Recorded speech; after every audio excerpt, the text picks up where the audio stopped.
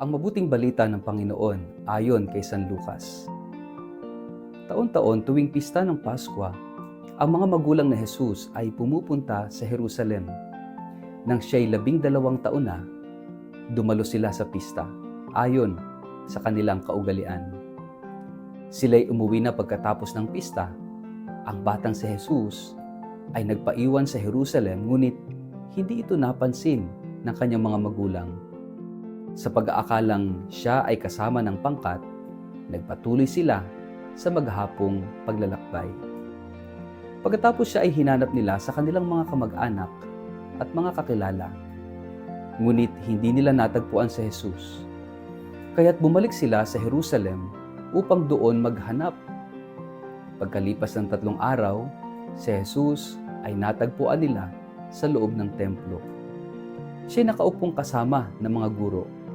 Nakikinig siya at nagtatanong sa kanila, at ang lahat ng nakakarinig sa kanya ay hangang-hanga sa kanyang pangunawa at mga sagot.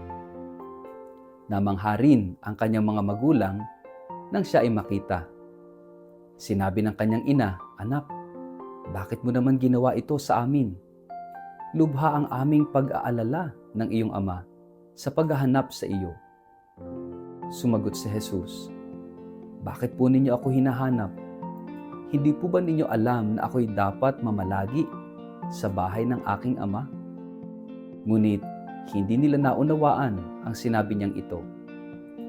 Siya'y sumama sa kanila pauwi sa Nazareth, at siya'y naging masunurin sa kanila. Ang lahat ng bagay na ito ay iningatan ng kanyang ina sa kanyang puso. Ang mabuting balita ng Panginoon. Mapagpalang araw sa inyong lahat. Welcome sa ating Gospel in a Nutshell. Mga kapatid, ngayong araw ay ginugunita natin ang kapistahan ng kalinis-linisang puso ni Maria. Isang pusong hindi lamang malinis sa kasalanan, kundi pusong buong-buo ang oo sa Diyos. Isang pusong handang masaktan upang mas lalong magmahal. Sa ating ebanghelyo mula kay San Lucas, nakita natin ang isang ina na nawalan, naghanap, nasaktan.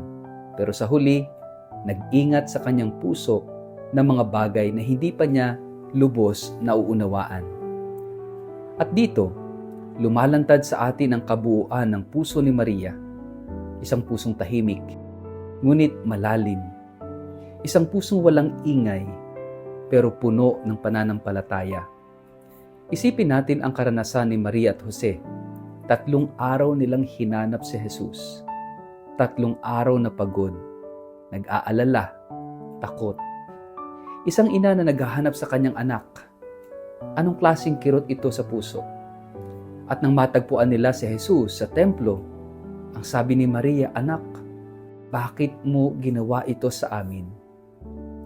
Hindi ito tanong ng pagkontrol, ito ay tanong ng pusong nagmamahal. Isang pusong naghahanap ng dahilan. Isang pusong hindi humihinto sa paghahanap kahit may sakit. Sa ating sariling buhay, ilang beses na ba tayong hindi makaunawa sa kilos ng Diyos? Gaya ni Maria, may mga panahong nagtatanong tayo pero hindi tayo sinasagot. At sa katahimikan ng ating puso, doon tayo tinuturuan ng Diyos na magtiwala. Nang sabihin ni Jesus, "Hindi ba ninyo alam na dapat akong nasa bahay ng aking ama?" Hindi agad naintindihan ni Maria ang sagot. Pero hindi nagtampo si Maria. Hindi siya umatras. Isinuko niya ang kanyang hindi pagkaunawa sa pananampalataya. Ito yung kalinisan ng kanyang puso. Hindi ito puno ng takot, kundi ng pagtitiwala. Marami sa atin ang gustong laging maunawaan agad ang lahat, ang plano ng Diyos. Gusto natin may sagot agad sa lahat ng ating mga tanong.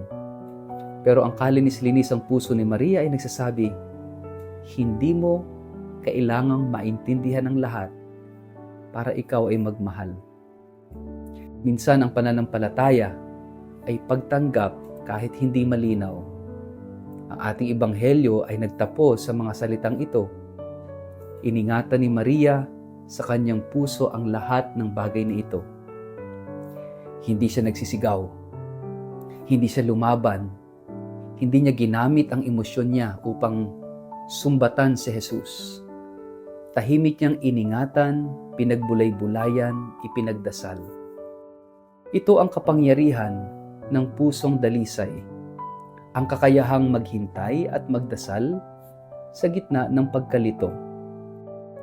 Sa mga panahon na ang ating buhay ay parang walang direksyon, gaya ni Maria, tayo rin ay tinatawag na alagaan ang ating pananampalataya.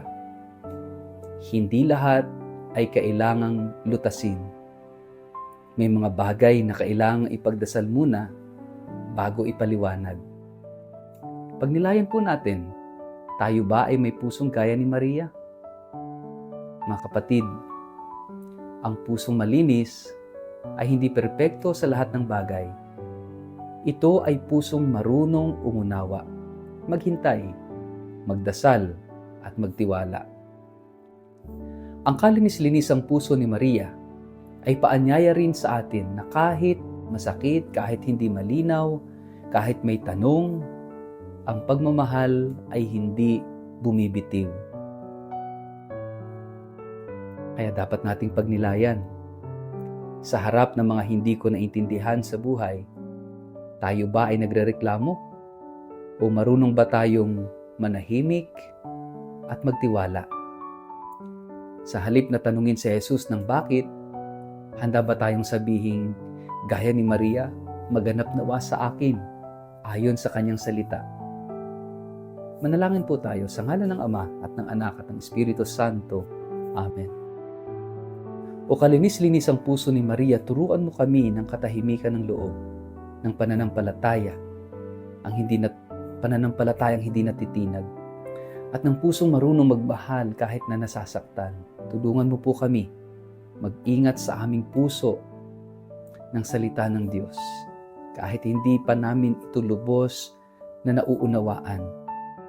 Gawin mong malinis ang aming puso upang sa bawat paghihintay, kami maging tapat, matiisin at mapagpakumbaba. Amen.